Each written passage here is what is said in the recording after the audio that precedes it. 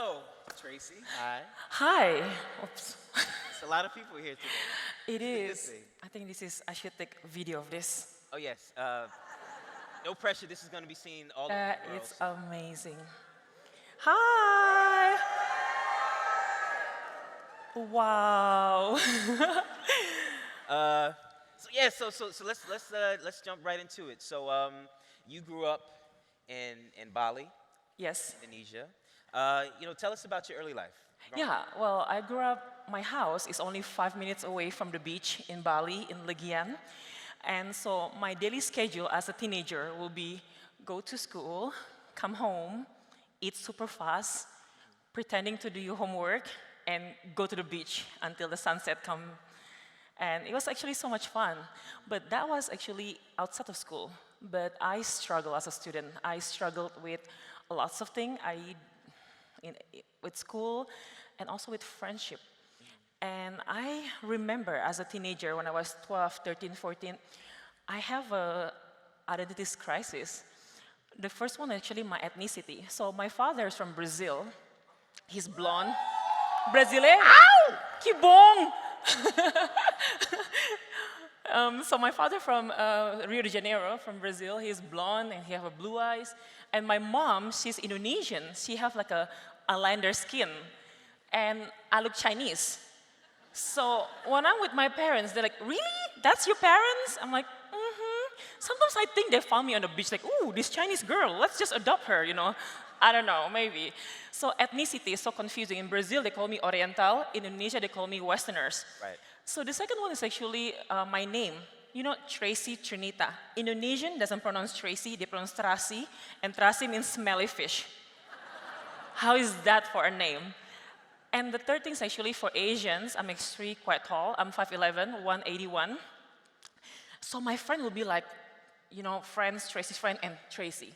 Another name in school is actually giraffe, coconut tree, all of these names. So I'm so insecure as a teenager. And my mom thought like, wait a minute, with the height, with maybe the look, maybe my daughter should be a model. So she signed me up for modeling competitions.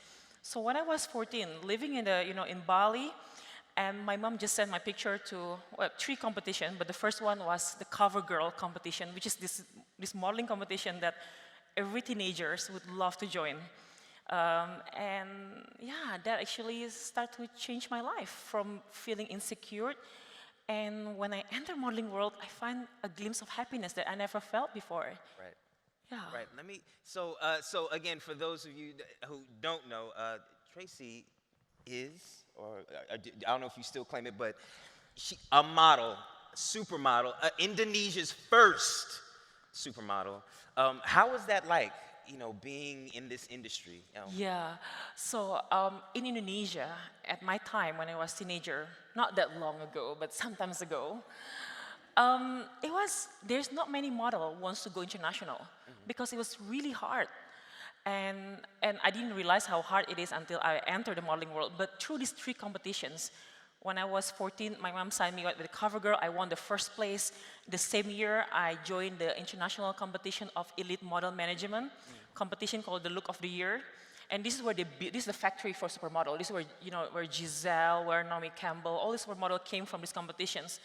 And then what happened is that because I won that competition in the international, I get a contract to work in New York City. And just imagine, I live in Bali, in a village, feeling extremely insecure about myself.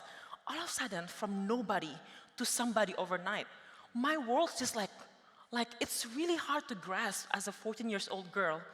When I walk on the street, people are like, hey Tracy, no more Tracy, which is good. So now they know how to pronounce my name, thank God for TV and magazine. And it changed everything. I felt like, wow, I should do this. But even though at first I'm annoyed at modeling world because, when in modeling, it looks amazing in the picture, but the backstory behind that, they will do your hair, they put so much makeup, they tell you to pose, they tell you to smile, they tell you to do things that as a teenager, I don't want to do it. But at the same time, ever since I work as a model, I thought, this is the only way that I can be happier. If I have more money, if I have more recognitions, if I have more fame, I'll be happier.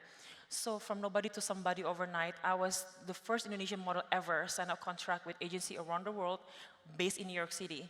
So when I'm turning 15, I was begging my parents to move to New York City. And of course, like any good parents, they would say, nope. But I have my charm. I was begging until I cried, and then they actually let me go at one condition, that I'm not going to change to worse, Right. that I'm going to do my best with studying correspondence school, at the same time doing modeling in New York City. But going to New York is amazing. I mean, you're from New York. Oh yes, I am from New York. If you See, it's couldn't tell from my accent. yeah, I love New York City. I lived there for a few years as a teenager, as a model, and I remember arriving in New York City with nobody picking me up. They right. forgot Right. that I'm coming. I wanted to ask you, so, being, this young, successful model, living in New York City, you had, success. I'm sure you had money. You have money. You're meeting all these interesting, people. Honestly, with all that's going on, were you happy? Were you contented? Yep. Not many people actually ask that question because they assume that you're happy. I mean, you're right, because when I moved to New York City, it was hard at the first time. Like, first year was extremely hard because you build your portfolio, you want the world to know you, you want to get the best job, and finally, I got amazing job. Like, I would get magazines, fashion show, I did a movie, a very small Zoolander. Zoolander? Zoolander, like very, very small, in the minute 18, I think, or something like that. Only 4 seconds of fame. And other things. But it's so strange because on the front stage, I have to pretending that my life is amazing because it looks amazing. I mean, when you look at famous people, it looks amazing. I hang out with people who play in the movie about the shipping ships. I hang out with those rappers, those singers, and I hang out with them in the party.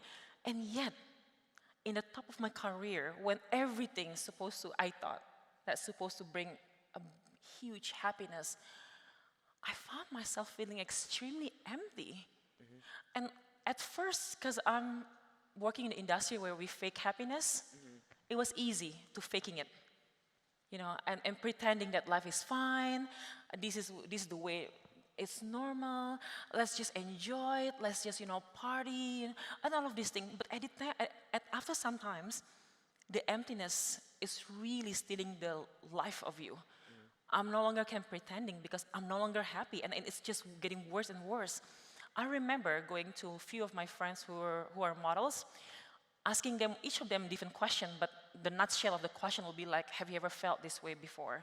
Like, extremely empty, even though you have money, you have recognitions, you have power of influence, you travel all the time, you party with amazing, famous people, and yet I'm not happy. And what's wrong with me? Have you ever had this kind of experience? And they say, like, yeah. When people, almost all my models friends and celebrity friends says like they experience something similar, but the response is actually quite scary.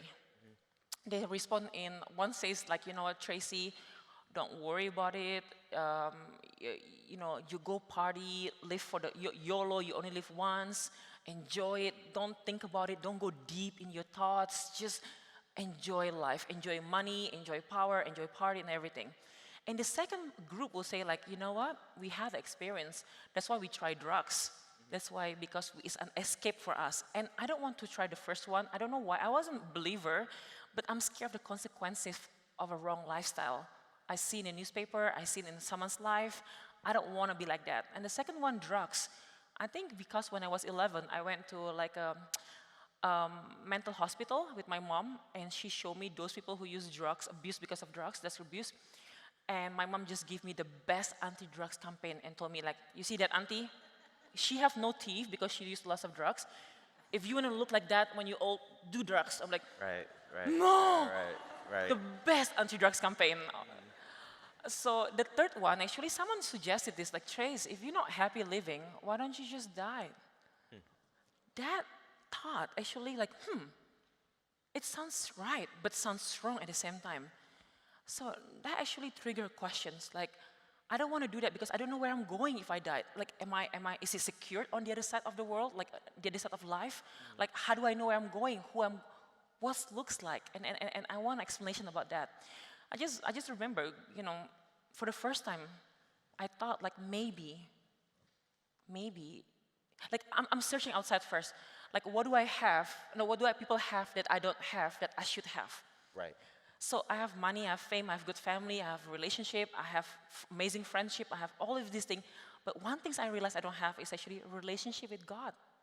And people looks happier when they're explaining about, the experience that they have with God. But I don't even know where to begin. Yeah, I wanted to ask. So, I mean, so coming where you come from in Indonesia, many different religions are represented. It's a predominantly Muslim It's the country. biggest Muslim population in the world. So you have Islam represented there. You have Hindu, Hinduism, Buddhist, all Christians, all these religions. Why? Why or how did you choose Christ in the midst of all of these religions? Why Jesus? Why Jesus? Why Yeah. Jesus? Well, can I just give you, because you mentioned about Indonesia. So my family background is my big family. My grandpa from my mom's side Muslim. So most of my family in Indonesia are Muslim. My grandma from Indonesian side is Christian. My Brazilian family, all of them Catholic. And in Bali, our home, we have a Hindu temple. And my parents never talk about God. We never pray as a family. And we never go to church as a family. So I grew up listening and looking at people outside of my small circle of family. They seems to have that relationship with their faith. But I personally thought like, that's optional in life. If you want it, you go for it. If not, yeah. But at the time, I don't feel the needs until I was in New York. And I remember in my apartment in New York, I was just praying these prayers, like, because I'm so confused, like, which one? Like, there's like supermarket of faith out there, but which one that I should trust and I should put my hope for? So I prayed this prayer in my New York's apartment. I was like, God, the one who make the whole universe, please reveal yourself to me. Or you know what happened? Nothing happened. No, I'm actually expecting to be like, yo, what's up, Tracy? I'm God. What do you need? None of you that. know? None of that. No, it doesn't work that way. No. But the most amazing thing is about God is that He answers the cries of human's heart, not in our timing, not in our way, but in His perfect timing, in His way that displays glory. And He did it. But He did not in New York City, though. I love New York, but it was in Paris. Sure. When I moved to Paris as a teenager, a friend of mine took me to church. She begged me. Anybody here has been to this place because of someone begging you to come? Thank them, because someone begging me to go to church. And at first I was like, not really, because I normally sleep until late. I woke up only when my tummy like, feed me or something, that I wake up at 3 or something.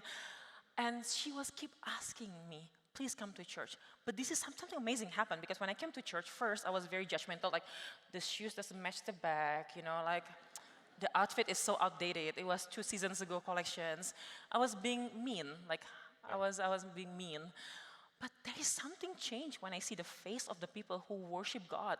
And it looks so glowing and radiant, and I'm like, there's no lighting, there's no glitter, there's no makeup, and yet they look so radiant. And I'm curious, I think God used that. God used different ways to each of us, how He approach us and how He make us aware of His presence. For me, because I love beauty, for me to see the glow, the radiant that I never seen the backstage, I never seen this in the photo shoot, in the movie settings. I'm curious, I'm like, why they're so happy? I want, if because they're happy, because they know God, because they know Jesus, I want to know this God. So I was really, really curious and drawn to that. Until my skeptic mind says like, wait a minute, no. Doing an audition. You know how in modeling we do audition? You want a job, you bring your portfolio and there is a judge who's like, smile. Okay, yeah, you can good for my product or something, So now I'm the judge. I want this faith to stand the test of questions. So I'm asking questions. I'm asking like, I put actually 6 belief systems in the front of me. And I say like, you have to answer the same, the same questions. And I want to know the answers to these questions. I asked the question about like, who is the God of this faith? Like, how do I know I can trust the book, the holy book of this faith? And what's the meaning and purpose of our existence? Why we are created? And even the question that I was actually intrigued, the previous one, when the question about death, like, I don't want to live at that time, but I don't want to die because I don't know where I'm going. I asked the question, like, where do I go when I die?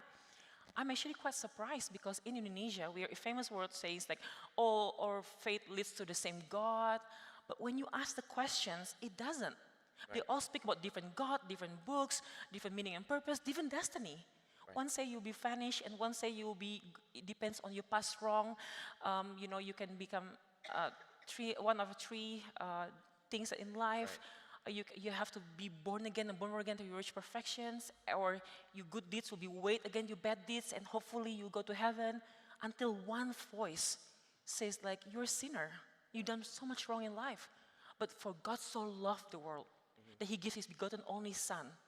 Whoever believe in him, not going to perish, but have eternal life in him.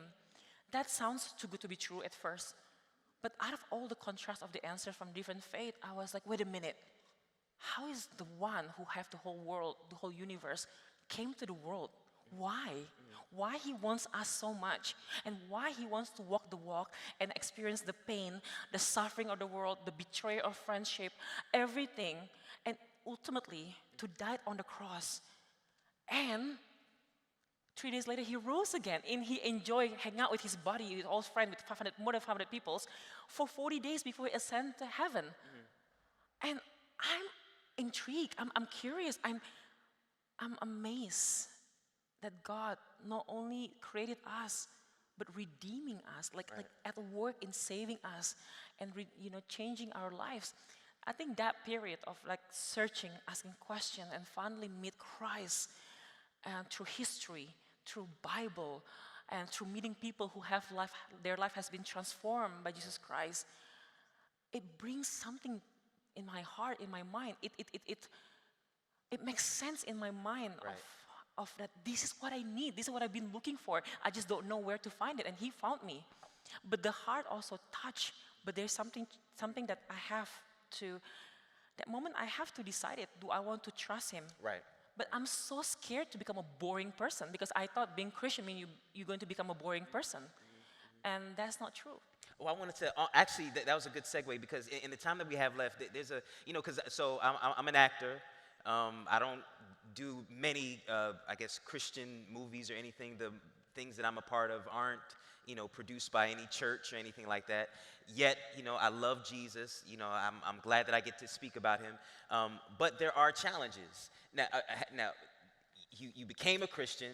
You started following Jesus. Now, what did that look like as a model who also loved Jesus? Yeah. The transitions to like getting all these informations about Christ that touch my heart, make sense in my mind, lead me to making the decision to put my trust in him. But even though I was so scared because I don't want to become a boring person, but at the same time, like, Trace, come on, look at your life before you know Christ. It was boring, as pretending to be fine, but it's empty in the inside. But now you have touch and hear and feels the richness of this new relationship that you haven't committed to, but you already have that relationship. Will you trust him? Will you trust him through the history, to the people that have witnessed the kind of life that transformed in their life? Will you trust him? When I say yes to Jesus, finally I'm just like, you know what? I will trust him. I will put my trust in him.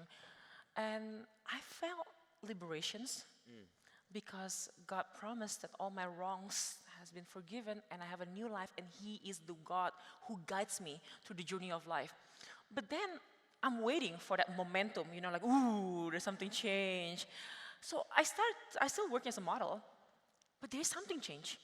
But the change is so natural that people notice. And because people say something to me, I start to notice. Like, for example, my friend like, Tracy, there's something different about you. I'm like, ooh, what is that? I thought it was my hair, something about my appearance.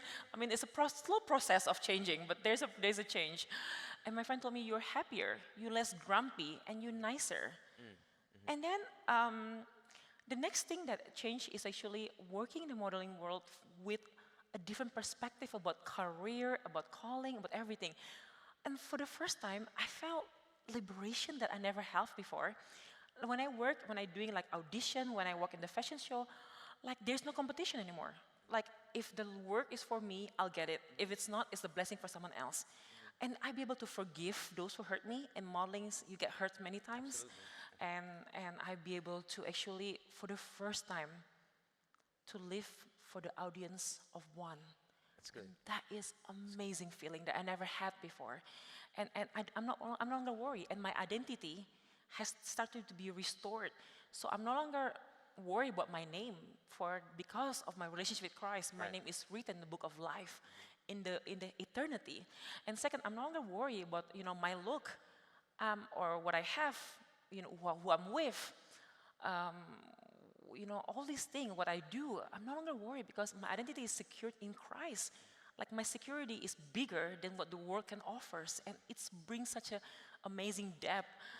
And then the third thing is like I want to glorify, I want to honor the one who made this universe, the great designer of the universe, by being a model for Christ. I want to reflect the book that I read, the Bible that has changed my life. I want to be that person that God told us, if you abide in me, you're going to do these things. And I want that so badly. But God is so gracious. Even when you fail, He will never leave you nor forsake you, and He lift you up again. And this is the kind of God that my heart longing. I didn't know until He Himself found me when I was finally realized of His presence. But looking back, He always been there. Right. I never felt His presence because I wasn't aware. I was too busy with the world. I forgot there's a divine God who was intervened constantly to win my heart and to bring me back to Him. That's dope. In the minute that we have left, if there was a 14, 15-year-old Tracy Trinita sitting in the audience right now who didn't know all that you know right now, what would you leave as final words for her and also for our audience? She will sitting in the very corner, somewhere hidden, because she's very introvert and super shy. Surprisingly, model can be shy. I would say, please trust Jesus. Get to know Him historically. Get to know Him. Ask questions about Him. Get to know Him.